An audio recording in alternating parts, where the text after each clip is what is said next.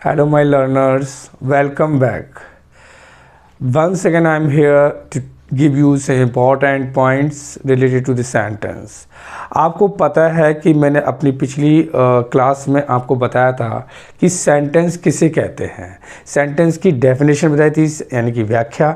उसको बताया कि वाक्य होता क्या, क्योंकि वाक्य सबसे प्रमुख होता है हम जब किसी से बात करते हैं।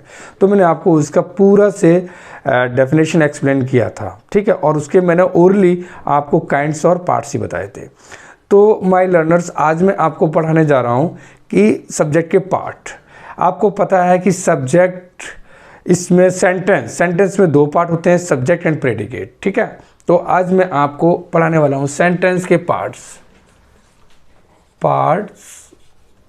Of sentence. जैसे कि आप देख पा रहे हैं, पार्ट्स ऑफ सेंटेंस मेनली इसके दो पार्ट्स होते हैं, subject parts and predicate parts. So let one subject part and another predicate part। आप यहाँ देख पा रहे हैं subject part and predicate part. हर वाक्य में एक तो सब्जेक्ट होता ही है, उसके बाद के जो भी हमारे वर्ड्स होते हैं वो प्रेडिकेट में जाते हैं। जैसे मैं आपको एक एग्जांपल दे रहा हूँ, हैरी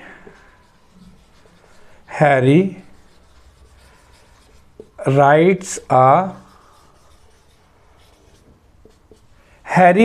a letter। आप यहाँ देख रहे होंगे 1 2 3 4 वर्ड्स यहाँ पर हैं जो कि एक सेंटेंस को बनाते हैं। ये आपका सेंटेंस है, हैरी राइट्स ए लेटर। अब आप यहाँ देख पा रहे हैं हैरी राइट्स ए लेटर, यहाँ पर कुछ पार्ट हैं इसके, दो, सब्जेक्ट एंड प्रेडिकेट पार्ट।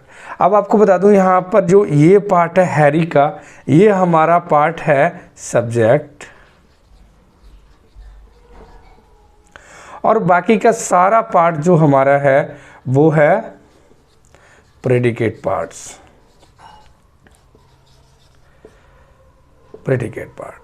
अब आपको पता लग रहा होगा इसमें हैरी सब्जेक्ट है, बाकी का प्रेडिकेट है। अब आपको लग रहा होगा कि बाकी का पूरा, देखिए मेनली हमारा इसमें जो वर्ब होता है, जो क्रिया होती है, वहाँ से स्टार्ट होता है कोई भी वाक्य क्रिया से, तो उस क्रिया से स्टार्ट लेकर के हम प्रेडिकेट पार्ट बोलते हैं, ठीक है। एक कर्त होता है, एक कर्म होता है, कर्ता और कर्म, तो कर्त विधि कर्म। सब्जेक्ट किसे कहते हैं आपको पता है, कर्ता, यानी कि करने वाला, यानी कि जो करता है कुछ भी उसको बोलते हैं हम सब्जेक्ट। सब्जेक्ट को आपको पता है कर्ता होता है करने वाला, और बाकी का पार्ट्स होता है जो करता है और जिसके विषय में वो करता है, जो भी करता है, ये करने वाला, और जिसके विषय में ये किया जाए वो, तो जिसके विषय में ये किया जाने वाला है इसको हम कहते हैं प्रेडिकेट पार्ट। आपको लग रहा है कि सब्जेक्ट कर क्या रहा है, राइट्स ए लेटर, यानी कि एक पत्र लिख रहा है। यहाँ हैरी एक पत्र लिख रहा है, तो हैरी तो कर्ता हो गया, पत्र लिख रहा है सारा, वो प्रेडिकेट पार्ट हुआ है। आपने आपको एक सेंटेंस का स्ट्रक्चर ही बता देते हैं। हम जनरली स्टार्ट करते हैं सब्जेक्ट से। सबसे पहले लगता है सब्जेक्ट, यानी कि कर्ता। उसके बाद हम जनरली लगाते हैं इसमें वर्ब, यानी कि हम वर्ब लगाते हैं, ठीक, सब्जेक्ट वर्ब। इसके बाद हम लगाते हैं इसमें ऑब्जेक्ट।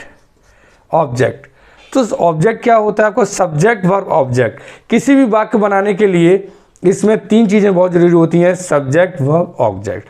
जैसे कि इसमें सब्जेक्ट है हैरी, वर्ब होगी हमारी राइट्स, और लेटर हो गया हमारा ऑब्जेक्ट। क्या कर रहा हूँ, लेटर लिख रहा हूँ, तो कर क्या रहा हूँ, लेटर लिख रहा हूँ, तो लेटर काम हो गया। कौन लिख रहा है, हैरी लिख रहा है, तो हैरी सब्जेक्ट हो गया।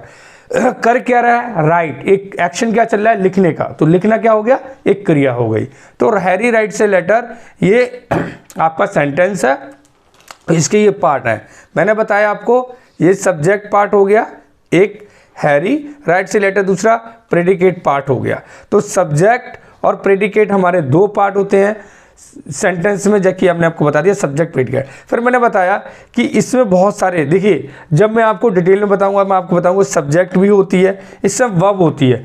कभी कभी वर्ब के साथ हम हेल्पिंग वर्ब भी लगाते हैं, जिसको हम बोलते हैं सहायक क्रिया, जिसमें इज एम आर होता है, वाज वर होता है, डिड होता है, वो भी लगता है। अगर सिंपल होगा तो उससे मेन फॉर्म में, अगर सिंपल है तो एस ई एस लगता है, सिंपल पास्ट है तो उसमें सेकेंड फॉर्म लगता है वर्ब का।